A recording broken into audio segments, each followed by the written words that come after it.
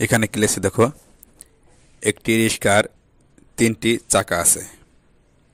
5টি রিক্সায় একত্রে কয়টি চাকা রয়েছে? তাহলে এখানে একটি রিক্সায় কয়টি চাকা? 3টি চাকা। তাহলে 5টি রিক্সায় কত চাকা হবে? বেশি হবে। তাহলে আমাদের এখানে গুণন করতে হবে।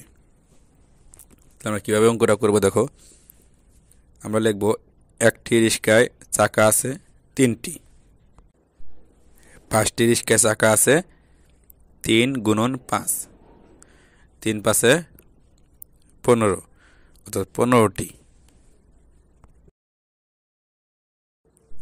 এখান থেকে কি লেখছে, একটি থালায় 3টি পেয়ারা সাজানো যায়।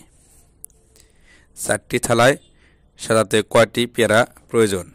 তাহলে দেখো, একটি থালা সাজাতে কয়টি পেয়ারা প্রয়োজন? 3টি। এখানে দেখো, একটি থালায় 3টি পেয়ারা সাজানো, তার মানে একটি থালা সাজাতে 3টি পেয়ারা লাগে। তাই 4টি থালা সাজাতে বেশি লাগবে, আমাদের কীভাবে গুণন করতে হবে। তাহলে আমরা কীভাবে লিখব?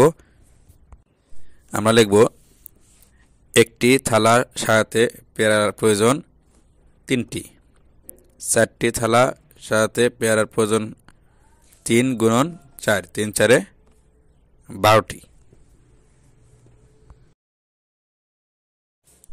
প্রিয় ভিউয়ার্স, দ্বিতীয় শ্রেণীর অঙ্ক বিষয়ে ধারাবাহিক ভিডিও পেতে আমাদের চ্যানেলটিকে সাবস্ক্রাইব করে রাখুন এবং আপনার মূল্যবান মতামত কমেন্টের মাধ্যমে জানিয়ে দিন।